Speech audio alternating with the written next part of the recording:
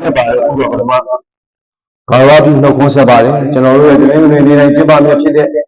ခဏလုံးဝင်စာပေဝိုင်း online မှာလည်းစီစဉ်ကျွန်တော်အပတ်စဉ်ကြပြချွတ်သောမောင်ပြည်သိန်းကြပြကိုချစ်သောမောင်ပြည်သိန်းကြပြရေးဖို့ကြိုးစားနေတော့မောင်ပြည်သိန်းကြပြရုပ်ပါဒီနေ့ကျွန်တော်ကြပြလေးနှစ်ပုတ်ရွတ်မယ်လို့ကြည်ဝဲလာပါတယ်ကြပြကကြပြရုပ်တယ်ဆိုတာကလည်းကြပြဖတ်ပြီးတော့သစိမ့်တိမ်ခံစားရတဲ့အရာတာနဲ့ကိုယ်တိုင်ရေးရတဲ့အရာတာမတူပါဘူးဘယ်လိုမတူလဲဆိုကိုယ်တိုင်ရေးရတဲ့အခါကျတော့ကျွန်တော်တို့လူပညာသမားဆိုတာပြည်သူကိုမျက်နှာမူရပါတယ်ပြည်သူမျက်နှာမူရတဲ့အခါကျတော့အခုချိန်မှာဘာဖြစ်နေလဲကျွန်တော်ဟိုနေ့ကတွေ့လိုက်တဲ့ပုံမြင်လေးတစ်ပုဒ်ပုံမဟုတ်ပါဘူးဟိုမြောက်ကလေးတစ်ကောင်ပေါ့မြောက်ကလေးတစ်ကောင်ကခြေရောက်တစ်ဖက်လက်တစ်ဖက်ဘာလုပ်နေလဲဆိုတော့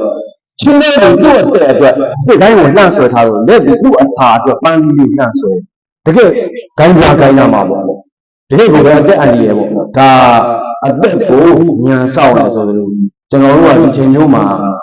ရေထဲရှိတဲ့များရှိတဲ့များတိုင်းကိုဖွင့်ပြောလိုက်လို့ရှိရင်ဘာလို့လဲတော့ခေါင်းဖြစ်နေပြီကျောင်းကြီးကိုပြောတဲ့စကားမဟုတ်ဘူးနော်မရောက်တဲ့နေရာကိုမရောက်ရဲတော့ဘူးကျမ်းမာရေးမကောင်းတော့ဒါတော့ကျွန်တော်တို့မှာအများကြီးချင့်ချိန်ရပါတယ်ချင့်ချိန်ရတဲ့ခါကျတော့ဒီလိုပဲစိတ်ကူးတရားကြပြလေးတွေပဲပေါ့လေစိတ်အစာပြီးအာသာပြီးအနေနဲ့ပဲကျွန်တော်ရေးပါတယ်အဲ့တော့အခုကျွန်တော်ပထမရွတ်ပြမယ်ကြပြလေးကနေနေကိုအန်တုသူများနေနေကိုအန်တုသူများလို့မြင်ရပါတယ်ခင်ဗျာနေနေကိုအန်တုသူများအပူလိုင်းနဲ့ညီဆိုင်ပါလို့မှိုင်းပြဝေးလူမျိုးဆိုဘုရားနှောက်တော့ရွက်ထောက်ပြီးပြင်ရထက်ကဝဲတည့်ပြန်ကြည့်ဇေယတန်တို့ကြက်ညံနေလက်ပံကခရဲရဲမင်းတွေပြောလို့မင်းတွေကိုအမှန်မဟုတ်အန်တုတို့ဘက်ပြန်ခံတဲ့ပြင်ရမှာပန်းအင်ချင်းကိုတင်းပြန်ပုံခဲ့ဒါမင်းတို့အတုများဆိုရဲကြပြလေးဖြစ်ပါရဲ့နောက်တစ်ပုဒ်ကကျွန်တော်ကောင်းစဉ်သိမထားသေးပါဘူးဒီလိုပဲကျွန်တော်တို့ဘလူပညာခံစားရပြီဆိုတာကအတန်ကိုကြားတဲ့အခါရုပ်ကိုမြင်ရတဲ့အခါစာဝတ်ရတဲ့အခါရုပ်တရက်ဖြစ်ပေါ်လာတဲ့ယဉ်ကျေးခံစားချက်ကိုကြပြရေးတဲ့သူကကြပြအားတန်သူကကြပြကိုရေးပါရဲ့စကတိအာနန္ဒရာစကတိကိုရေးပါတယ်အဲ့လိုလေးတွေရုပ်ရည်ရေးထားတယ်ကျွန်တော်ကကြပြောင်းအာနန္ဒရာကြပြောင်းရေးထားတဲ့ကြပြလေးပါဒီတော့ကျွန်တော်ကြပြလေးကဒီကြပြလေးမှာတော့ကျွန်တော်ခေါင်းစဉ်ပြင်ထားသေးပါဘူးခေါင်းစဉ်မဲ့ကြပြလေးပါဒါလေးကိုကျွန်တော်ရွတ်ပါမယ်အပျော်ခက်တဲ့ပျော်ရက်ကိုရှည်လေမိစ္ဆာအမောင်ကိုအရှင်းဖြောက်အလင်းရောက်တဲ့အယုံဦးကိုရည်စူးလို့ယုံကြည်ချက်အရွက်ဖြစ်တယ်နေတဲ့ဝင်တဲ့တနေ့အချိန်မှအမှန်ထုတ်ပေါ့ဟဲ့ရောက်လာမယ်ဟဲ့အာပြီးတော့ညှော်နေတော့ရည်စူးတော့ကြပြလေးဖြစ်ပါတယ်ခင်ဗျာတကယ်တော့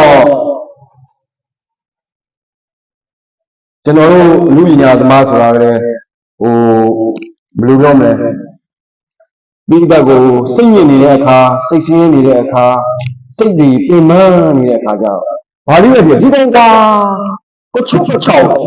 လားပေါက်ပြီးပေါက်ရှာလို့အဲ့လိုမအောင်နေလိုက်ပါနဲ့ဘာကြောင့်လဲတစ်ခါတလေခဏလေးဖြစ်ဘဝအဆွေးလေးတွေဝိပါစေကြီးနိုင်ကြပါစေမောနိုင်ကြပါစေပြုံးမိနိုင်ကြပါစေဆိုတဲ့သဘောနဲ့ရေးတဲ့ကြပြလေးကချုပ်ကချောင်းနဲ့စော်ကားလို့တော့မော်ကားလို့တော့စိတ်နဲ့ရေးတဲ့ကြပြမဟုတ်ပါဘူးအဲ့ဒါတော့ကျွန်တော်ရဲ့ဟာတကြပြလေးပါဂေါ်ကြီးမောင်ရဲ့ချစ်အယူခံမောဘဝဘောမစွန်အမျောလိုအရွယ်အိုဟိုင်းနေတဲ့အပြိုဝဲနေတဲ့ခုထီကျူပုဂ္ဂိုလ်ကတန်ရင်ညှို့ဆိုရုပ်ရည်ကအမှန်မှန်စိုးရှာလို့ပိုးလိုက်တိုင်းချော်တလွဲရင်နဲ့ပေါ်ကွင်းရတယ်ဟန်ဆောင်ကဟိုဒီမတွေးပါဘူးပြိုမဒီလေးဆိုပိုးကြည့်ပြီးနှစ်ကိုရီလူလို့လွှဲစင်တာ ရှောက်ပြန်ပြန်ပြီးခြေအေးလို့ဝင်းတော်လဲငမိုးအောင်ပဟန်ဖြစ်ကြံရင်းနဲ့မဖြေတာလို့မို့မိကညာလှတကားတို့ရေတနာကနည်းနည်းလေးဖြစ်ဝဲပြီးချစ်ပါလားလှတာမကြည့်ပါဘူးဝါတာလေးနဲ့ချစ်ချင်တယ်ပခေါ်တဲ့ထိုးမရှောင်နှစ်ဘူးပြောင်နှစ်လောင်ဆင်းပြီးတော့အတင်းချက်မယ်မျိုးလုံးလေးပြုကျင်ကျဲပိန်တွေလေးချစ်မှာပဲဥစ္စာရဲ့ဘယ်မချို့ပါဘူးပြိုတော့မောင်တော်တယ်ထင်တယ်ဗျဘောကျဲတစင်စာနဲ့အလင်းသာတင်သာတောင်းပါမယ်ပြိုလို့